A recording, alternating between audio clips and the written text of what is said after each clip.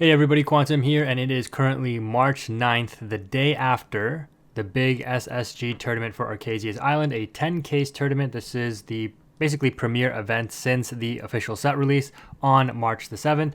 So we're going to take a look at how the top 8 went as we now have the published deck lists and see what was winning the event. As we click on this, you can see here that out of the top 8, we got 1, 2, 3, 4, 5 out of the 8 top decks are Sapphire. We've got 1 Amber Emerald, and if you've watched my channel, you've seen me testing against this deck. My friend has opted to pick this deck up. It is a good choice for the metagame, I'm not going to lie. So for those of you that think Sapphire is just going to dominate, don't think that. And what I was testing in my most recent videos is also Amethyst Steel, and you can see here that it also made top 8. Now, of course, in the top 4, you have all Sapphire, but part of that is also when you look at the players who are playing them, you know, Zan, Jonathan Williams, aka Dragon Johns, and Jeremy, Zan's partner and podcast friend, you know, top players in the game for sure. So I'm sure that has something to do with it. And of course, we know that the Sapphire engines are very strong, but you can see that it's not all doom and gloom. There are chances for other decks to make waves in the format, and again, I've showcased some of those on the channel if you want to check them out, but of course you can always go back and watch the streamed matches. So let's go ahead and jump straight in. We'll start with I guess Jeremy's list. So I believe this is the list that both Zan and Jeremy ran more or less, and it's a very interesting list. They've got only 2 Tipos, but 4 Oswalds, 4 Bells, and 4 Petes. I do think the Bells and the Petes are kind of the core, like, mitigation of the deck, if so to speak. Like, Pete does a lot to check the rogue decks, like the discard decks and stuff, and then Bell helps also check rogue aggro and things like that. Plus you have the ability with both of them, obviously Bell coming down on turn 1 potentially, to sing things like Storm and Strength, of which you're playing 4 copies each of. It's almost like you don't play Steel Song anymore, you just play Sapphire Song, which is still Steel. I guess it could be called Amber Steel Song. They have Sapphire Steel Song. But yeah, utilizing the 2 Steel Songs here with Bell is now going to be a thing that we have to deal with in the metagame. And again, if you watched those matches, I didn't watch too many of them. I mainly caught like the finals, and I went back and just quickly reviewed some footage of the earlier matches. But yeah, this setup here is definitely very powerful and a problem. And they're all 3-cost cards. You know, I was having a discussion with one of with a group of my friends around this game, which is something I rarely do, but maybe we should start a podcast ourselves because it was really good discussion. And we were talking about how, you know, the whole thing about playing cards early, like earlier on curve, is essentially where some of the unfairness comes from in Lorcana. Like being able to play a 3/3 that should cost 3 on turn 1, singing turn like 3 songs on turn 2, and then getting the value of actually playing a card with your ink on turn 2. Like you get 5 inks worth of value on turn 2, which is crazy, right? If your opponent doesn't have an answer to that, obviously you're going to come out ahead. So yeah, you know, these decks and these cards are essentially, I don't want to say cheating, air quotes, out the mana system or the ink system, but when you look at this deck and what makes it strong, like Oswald potentially proccing free items, that's free tempo, right? Especially if you hit a big item like a Workshop, a Lucky Dime, a Great Stone Dragon. Scrooge McDuck, I've talked about this in my own Sapphire video, Sapphire Ruby, where it's like you play this card for free and it gets you a free item, and then you still have your ink to play whatever you want. And having cards in your hand is no problem, given that you have this new Tamatoa, given that you have Maurice's Workshop, which can proc a lot of draws, that kind of thing, and you just gain a lot of advantage off of that. But this mid-range package here of like the Bell, the Pete, the Scrooge is essentially what solidifies and helps you survive through the mid game from what I've gathered. And then obviously Hiram is a draw engine. A Tipo, you know, only 2 of is interesting, but clearly you're valuing the Fishbone ramp now as your core ramp draw engine, which you're very likely to hit between drawing all those cards and using Oswald. So yeah, is there really a need for Tipo? Maybe not so much anymore. And then, of course, 4 of each of the Tamatoas. The big Tamatoa is still what you use to close out the game. The smaller Tamatoa, which is most recent, obviously just an insane card advantage engine, and then it has to be dealt with the turn that it's dropped, unfortunately, and that's where I think a lot of people are saying the unfairness from Sapphire is coming in, is because you have this 4/5 body for 6 that's inkable, which is crazy. You get 2 items back on play, so it's already netted you positive advantage for, you know, it does cost you 6 ink. But then if you don't deal with it, they quest and they can potentially play out a 3 or a, at worst case, 7 cost item. 3 lucky dimes, by the way, which is nuts. You really want to see those dimes. And it worked out well for Jeremy here, obviously winning the event. But yeah, it's just like an insane advantage engine. You have cards that are extremely powerful in the mid game to check all of the rogue decks, and then you just have what's arguably the strongest end game engine in the game, in the Tamatoas, right? I mean, and Sapphire, Ruby can play this as well. We've already talked about the power of the songs, and again, this is handling anything rogue that you might run into, which is very, very strong. And then 3 copies of Zeus to help deal with opposing Tamatoas for Mirror Sapphire matches, of course. And then the item package, 4 Fortisphere, 4 Popsicle. And this is the edge, in my opinion. And I've talked about this before in Sapphire Steel deck profiles from previous metas, where one of the edges that Sapphire Steel has above Ruby Sapphire is the fact that they essentially have 8 Popsicles. And this does matter. This is very significant. Being able to draw through so many cards in your deck, being able to set up that much more fodder for the Tamatoas now, right? You just get extra value off of this smaller Tamatoa. To be fair, Ruby did get the unconventional tool, but it's not nearly as good. I mean, it's still a good card, but it's not another Popsicle, right? Being able to Tamatoa bring back 2 Popsicles, air quotes, because you have a total of 8 of them in the deck is insane, right? More redraw, more simple draws off of Workshop, like Workshop triggers off Popsicle and Fortisphere is draw 2, whereas Ruby Sapphire only has draw 2 from Popsicle, right? The unconventional tool, you pay 2, you draw 1. Still a good, but, Fortisphere and Popsicle are on just kind of a different level there. 1 shield, which I do like the tech. I never really considered this, but when you look at 1 cost items that you could play, I was considering, I forget the name of it, but the item that you can banish for 1 and give Challenger 3. But this is definitely better, I think. Banish this item, it doesn't cost you anything, and then give one of your characters resist. Why is that good? Well, you can give your Tamatoa resist 1 so it can survive an opposing Zeus. You can give things like your Bell, your Pete resist 1, your Oswald resist 1. It still gets taken out by Storm and stuff anyways, but it could matter like every so often, and then, it can be recurred with the Tamatoa. So you can reuse this in matchups where it is meaningful. And it's just a good item proc for 1 cost anyways. And the fact that, again, like I said, it's recurable and it's cheap to play and it's inkable. Like it's just a really good one of tech option in my opinion. So props to Zan and Jeremy for finding that out. That's definitely a cool card that I think I would also be using in my builds moving forward. 1 Greystone Dragon, understandable. 4 Fishbone Quill, only 3 Workshop, which I think is fair. Again, if you watch my deck profiles, I'm also on 3 Workshops generally. And 3 Lucky Dimes I find very interesting. 2 seems to be the standard. I know you want to see them very often, but I think in this build, because you're playing the 4 Oswald, you just want to have a higher chance of hitting the Lucky Dime. And even if it's in your hand, it's not really that much of a liability because you can ink it with Fishbone. You have 3, in the deck. So if you ink 1, you have 2 more. And you actually don't mind having it in your hand now because this Tamatoa can play it for free. So you have so many different ways to gain value off of the Lucky Dime. It's not just a dead card if you see it early because you're likely inking it, or you just want to increase your chances of hitting it with Oswald, or you play it for free with Tamatoa. It's totally fine to play more copies of it. So very interesting list, and congrats to Jeremy for winning that event. And he beat Ruby Sapphire in the finals, and who would have guessed it, right? Ruby Sapphire has had Sapphire Steel's number for quite a while, but finally Sapphire Steel has overcome it. Now, Dragon Johns, I think, undeniably is clearly one of the best red-blue players in the world. Probably top 3, top 2 red-blue players, if not top 1. So his deck and the way that he pilots it, for sure, this man knows what he's doing. But again, we are only a day into the official release of the meta. These players probably haven't had time to test a lot. It's an interesting build for sure.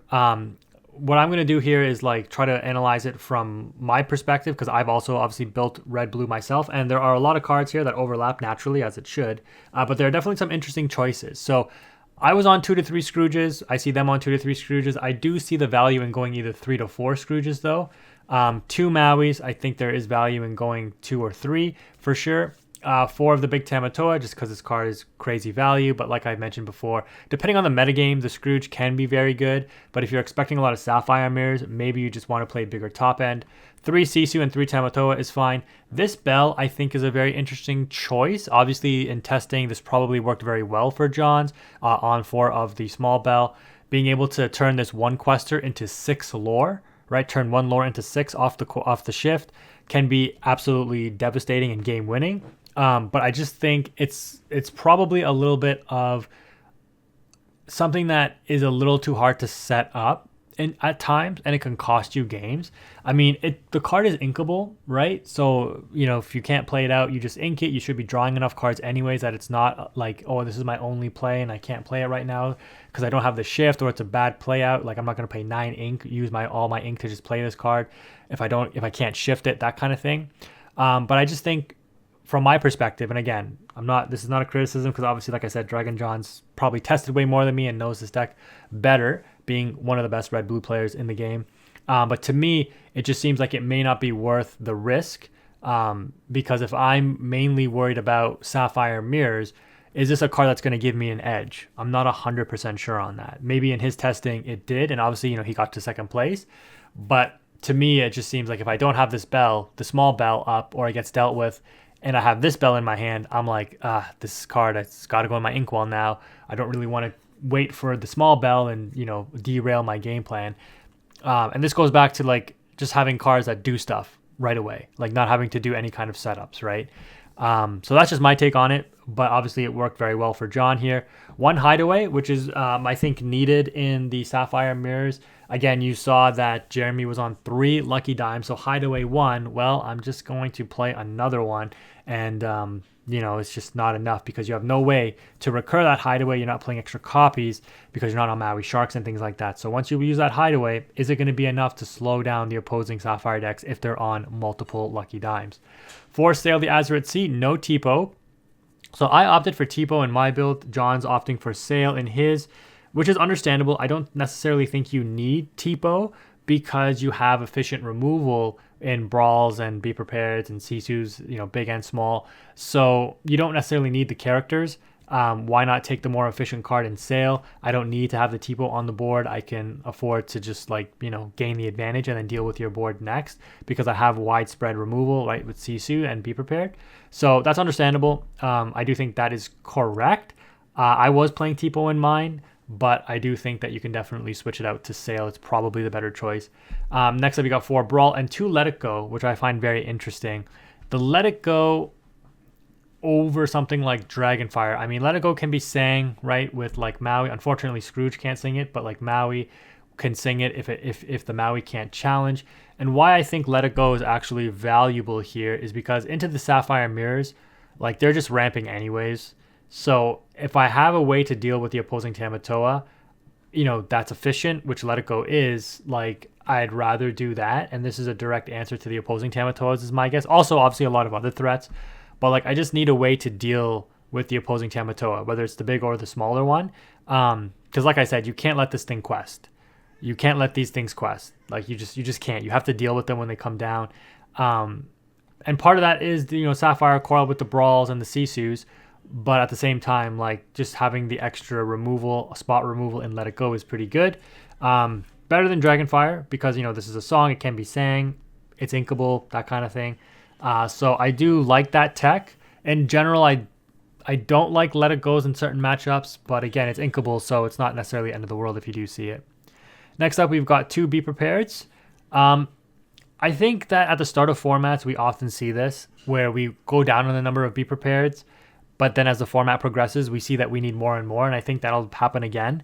I personally don't think running less than 3 is a good idea because, yes, while I know you have like Coil with the other like strength-based removal, the value you get off of a Be Prepared when your opponent is dealing with your board, like this card just resets and then likely you have the advantage. Now, we are definitely in a different space, to be fair, so I can't really say that with impunity or like a guarantee because if you watch the finals or how Sapphire Steel plays, Be Prepared doesn't actually get you all that much value because they're likely just holding game in their hand. What you really need is a way to outrace them because you don't have an efficient way to deal with their items. So the Sapphire Steel deck, and the reason why they win into the Ruby Sapphire matchup is because, well, you may have 3 or 4 items on your board. I'll have 6, 7, 8 items, right? Because I have the Fortispheres, I have the Popsicles. I just have more items that stick and that are more efficient to play and help me maintain advantage. You now have Unconventional Tool and Popsicle, But like I just mentioned, it's not the same as a Fortisphere. And so for that reason, even if you B-prep a board with the Tamatoa or, either Tamatoa, I probably just have another one. I probably play it out. As long as I have my lucky dime up, I'm probably ahead of you anyways, and I'm going to win that game regardless. Like, the Be Prepared just doesn't do enough. And so, I can understand why you would play less, because if we are in a Sapphire-dominated meta, like, this card doesn't get the mileage that it normally would. And to be fair, into the Amethyst decks, which is the other meta contender in my opinion in the format, they bounce, they keep their boards fairly lean, fairly thin sometimes. So Be Prepared also gets limited value there as well. So, like, I know I just said you don't normally end up cutting Be Prepareds, but, like, I just made a case as to why you would not be playing so many. But we made these same cases in the last meta, and we were back on 3 to 4 Be Prepareds anyways. So we'll see how things develop. Popsicle, unconventional tool. Now, this card, I guess people know about it now. I was testing it. I think it's very good because not only do you get the ability off of Bell and Hiram, the ability itself is actually good because it makes your workshops not free, but it makes them cost 1. And this is a big problem with Ruby Sapphire in the past when it would play workshop, because if you remember the deck that won the DLC, they played the Queen, right? The one that exerts and gets an item for free off the top 4. Well, it was a cost 3 or less item for free. And that's how you generally wanted to play your workshops. You never really wanted to hard cast it for 3 because that's like not good value. And in the Sapphire Steel deck, at least the ones that Jeremy and Zan piloted, they used Oswald, which could also get the Maurice's Workshop for free. Now, Sapphire Steel does not have access to Unconventional Tool, but they, in general, because they have the Fortispheres, again, have so much more draw, so much recursion of that draw item, that they're able to draw through more cards to feed Fishbone Quill inking every turn, whereas Ruby Sapphire may not be able to do that as effectively until they get the Workshop engine going, which, again, in order to get it going, you need to hardcast it. So in this deck, the Unconventional Tool being able to hardcast the Maurice's Workshop for 1 is really good value, and for that reason, I do like it. The one thing that I do see that is questionable for me is 1 Lucky Dime. I would definitely be playing 2, simply because you want to see this card. Again, seeing it in your hand is not necessarily all that bad because you have the smaller Tamatoa. Even though this card is a huge target on its back, your opponent wastes a turn dealing with this. Next turn, you drop Lucky Dime, and then they have to answer this. Otherwise, you probably follow up with the big Tamatoa to win the game. The Sapphire Coil at 4 is normal. Also, Conventional Tool being banished off of Bell can set up a turn 1 Sapphire Coil. So it does cost a lot of resources because, you ink, you play Unconventional Tool, you banish it for the Bell, and then you play Sapphire Coil for free. If you have that Busted Nuts in your opening hand, that's 4 cards, meaning you have 3 cards left in your hand. You better hope to see your draw engine in that hand and that you're not playing discard and it gets discarded, because, the Bell line is very resource intensive to set up early on, and then getting the value off the unconventional tool is also resource intensive. And this is another reason why Sapphire Steel can be seen as the better option here, because you have way more value with the Bell, because the Fortisphere drawing cards replaces itself, whereas, and same with Popsicle, right? Versus the unconventional tool, which helps you get ahead on curve, but if you don't have the cards to continually maintain that advantage, because you run out of gas very quickly. Again, if you watch my testing matches with Sapphire Ruby, we ran into this. So, these are some of the issues that you could run into, but also some of the reasons why this deck can be so powerful. Because if you do have the draw engine to benefit off of this early game setup, if you can set it up between turns 1 and 3, let's say, like you have Sapphire Coil in rotation, you have an overstatted body in rotation, you probably have efficient forms of removal, and like I said, you have your draw engines going for you. The fact that unconventional tool is also recurable with this Tamatoa means you get extra value being able to play your workshops efficiently, so you can kind of plan out your turns. So these decks have a lot going for them, which is why they're so powerful now. The new Tamatoa just really helps facilitate a lot. So I know I spent a lot of time on those opening 2 decks, but for the most part, the most of this video is just going to be, look, like Zan's list is exactly the same, coming third. So losing in I don't know if he lost in the mirror against his podcast partner, or if he lost to Dragon Johns there. And then again, another Sapphire Ruby. So it would be interesting to know, because I didn't go back and watch the semifinals. I watched some other matches instead. But were the 2 Ruby Sapphire players paired up against each other? The way that this is laid out, I would imagine so, right? Because first place and third place usually line up, right? Because you get third place based on tiebreakers of first place. So I would imagine these guys mirror matched. And then I would imagine that John and Mark mirror matched, which again is pretty interesting. But this variation, no Scrooge opting for traditional with the Grammatalas instead, which I think, it's you can see in the other 3 lists that Scrooge ended up taking the place of Grammatala. I mean, like, the card is just cracked. So, maybe this player didn't have access to them yet, or maybe they specifically wanted this variation because they're not on the heavy items, which, I guess they're not. They're still on, well, 2 Shark, still on Visions, Sail, How Far I'll Go, Pirate's Life. So, Mark showing that this older version definitely has some legs in the meta still. It was a very powerful deck last format, and it's just made better by the addition of Sapphire Coil. That's really the only new card that obviously the new Tamatoa, but yeah, no new Scrooge. That's pretty much it. So yeah, still on the T-Pos and the Sails, playing traditional red-blue. Right, I am going to have to redo this section because I think my internet had a bit of an issue. So going to the next list, we finally have a break from Sapphire in Emerald Steel. And this list by Kylie here looks very interesting. Obviously Discord oriented, the Prince John engine with the Lucifer, the Hypnotizes, the Sun Chills, and the Brunos. And I'm sure all of you are, gravitating towards what I am in this new Pete. Wow, 4 copies of the new Pete Super Pirate. Space Pirate. A Shift 4, which can shift onto Morph, but playing it out for 6, I guess, is also a thing.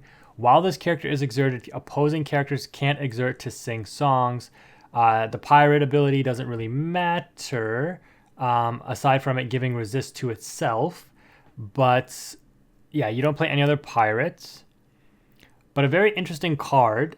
When you think about songs, we just reviewed the Sapphire Steel list, which is basically playing the Steel Song package of Storm and Strength. I mean, this deck is as well.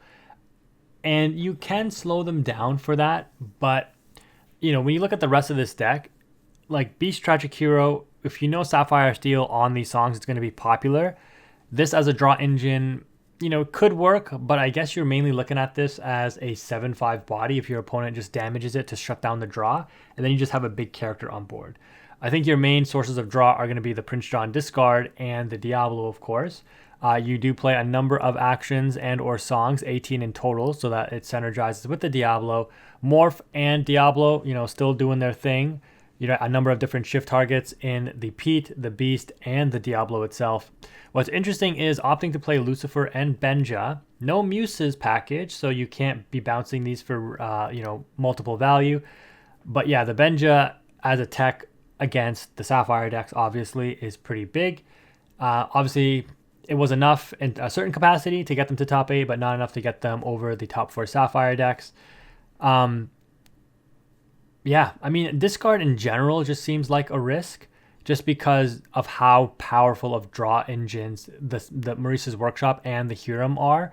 I mean, Emerald Steel traditionally has had issues with Sapphire decks, and they've just gotten stronger. And they've gotten, their draw engines have gotten easier to set up, I guess you could say. But yeah, congratulations, and really spicy on the Pete's. I like it. Next up, we've got Amethyst Steel.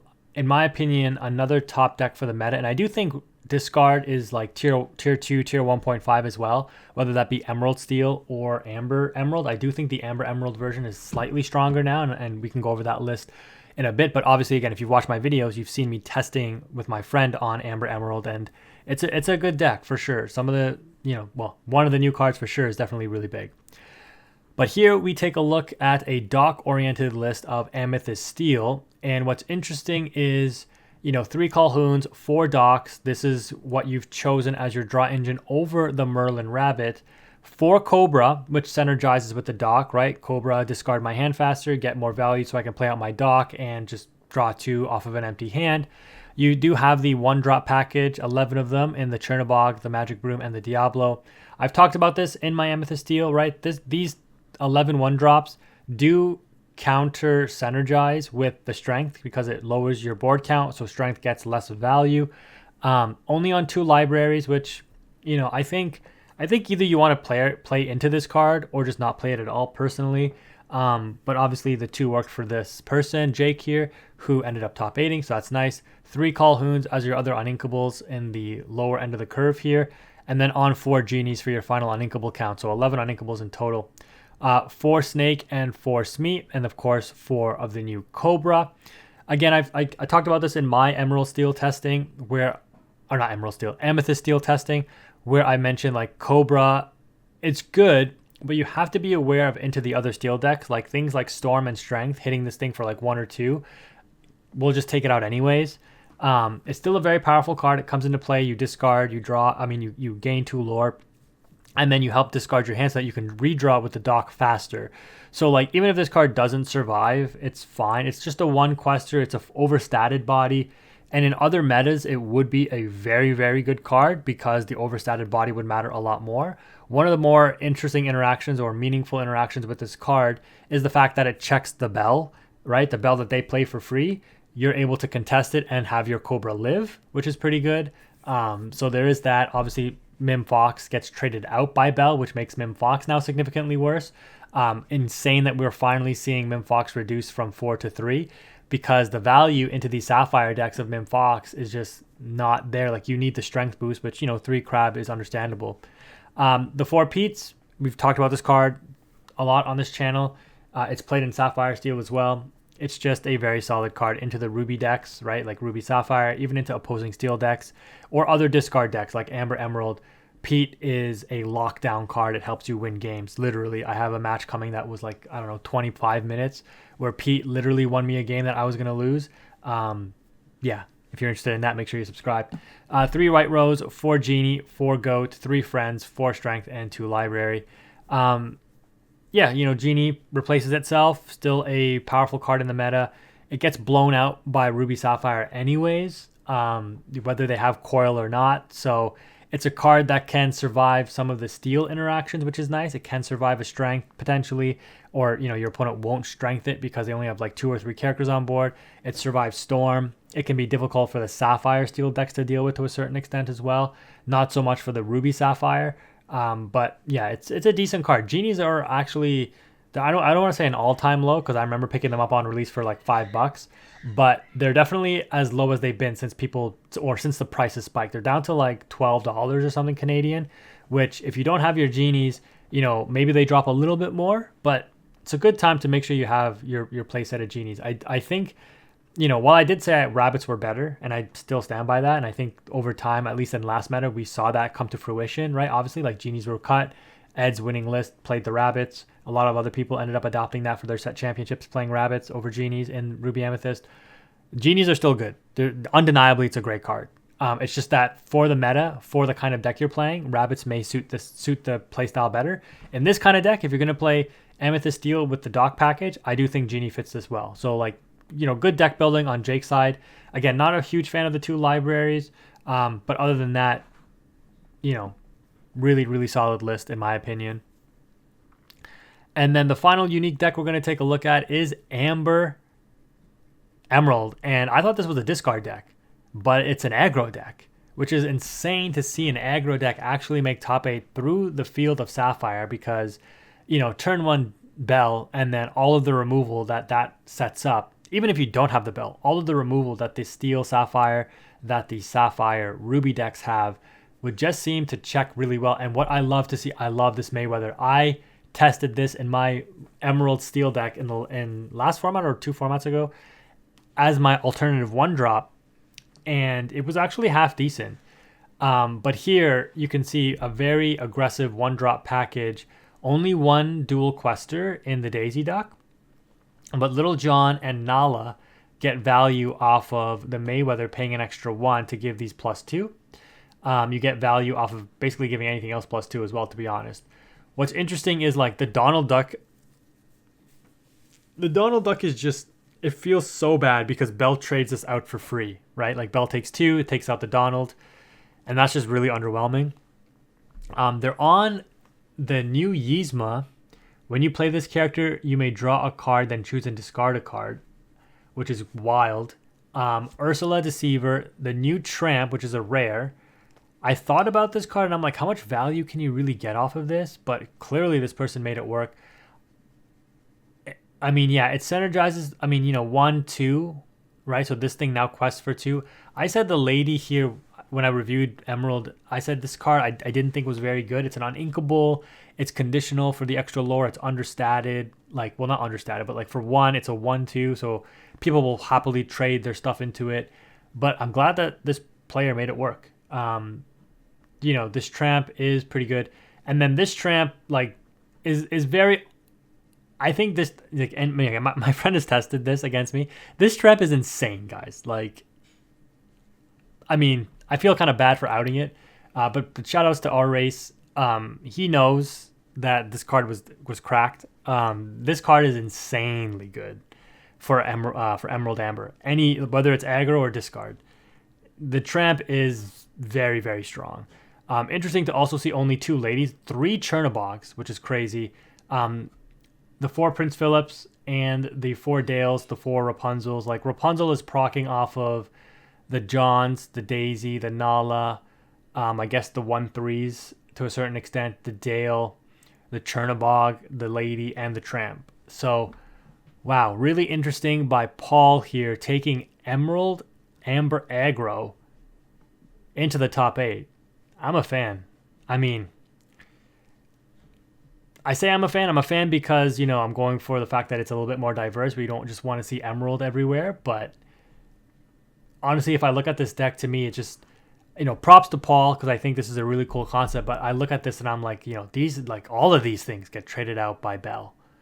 All of these things get hurt by the Steel Songs. To be fair, the John and the Nala survive some of those interactions, which is great, and the Daisy. But it's just like, it's a tough ask. It's a tough ask. As big as Chernobog is, into Sapphire Ruby, 2 coils and inking twice in a turn off of a Fishbone reduces this thing down to a 1/9, which means it gets hit by a small Sisu. And that's not too unrealistic. But your goal is that you win the game before they get that set up, I guess. Anyways, that is going to do it for my review in an effort of keeping this relatively short. I mean, the rest of the decks in the top 16 and stuff you can see are just a mishmash of what we've already said. Again, I think the top 3 decks are going to be Amethyst Steel, Ruby Sapphire, and Sapphire Steel for sure. And I think we are already seeing that, at least in the early parts of the meta. But don't take this with doom and gloom. There is lots of room to innovate now that people know what they need to be playing through and playing against. People will start to tech anti-meta stuff, and we'll see how the format develops. This is how things go, guys. Don't be all doom and gloom. I doubt we'll be in for another tier 0 format like we were in set 2 with the Ruby Amethyst decks just everywhere. And even there was good counterplay, right? There was the emergence of Emerald Steel discard. Amber Steel Song was a good counter to the Ruby Amethyst decks. It's just that the power level of Ruby Amethyst was really, really high. And to be fair, we do have that with the Sapphire cards now. But we'll see how things progress. I guess we can take a look at Matthew's list very quickly, but I imagine... it's actually an aggro version of Sapphire Steel. I've played against this online, and I have not lost to it yet. I will say that. Like, more or less the same list. You have the McDuck Manners, the top end being the Tamatoa Happy Clam, no Lucky Dime. They're going on the Alice stuff. Like, I accidentally queued in with a set 5 Ruby Amethyst deck, I remember, and I still beat this deck going second. I'm not saying it's a bad deck or anything. It's just like, if you know how to play against it, I think it's much more manageable. But I just think you're probably just better off going with the top end Sapphire decks. Like, you get so much value off of the Scrooge, and you don't play that Scrooge in here because you're not really on a huge item package, right? It's definitely a deck that can win any matchup though. Like, you can just outrace somebody before they can do anything to answer your board, and I think that's where a lot of the success for these aggro decks come from. And then, you have the McDuck Manners as a contingency backup to push for lore, right? And you likely developed a lot of lore in the early parts of the game anyways. But I remember I've played against this aggro deck like at least 3 times. And I remember one time they put up a Calhoun and I put up a Bell, and I still quested with my Bell. I'm like, I want you to trade your Calhoun into my Bell. Like, I don't even care. it's an interesting deck. Again, I don't mean to sound rude or anything. That's not the point of this, guys. I'm not saying this is like a terrible deck. I'm not saying that this player, chose a bad deck or anything. Obviously, they were very successful in being top 8. I'm just saying, like, for me personally, I think that this deck falls out of the meta because of just how much more oppressive the other top end Sapphire decks are. I think they check some of the aggro strategies a little bit too hard. And once we solidify how Sapphire like top end decks play, I think it'll be a much harder for aggro to break through in the format. I could be wrong. I would love to be proven wrong because I would always love a diverse format. But I have a hard time seeing how once we get familiar with how to play these decks, get more comfortable with them, that they do end up shifting out the aggro decks, and we see a control-oriented meta take hold for this format. Anyways, though, let's really wrap up this video, guys. If you made it this far in the video, thank you again for watching. Let me know what you think. Thank you again. Quantum is out.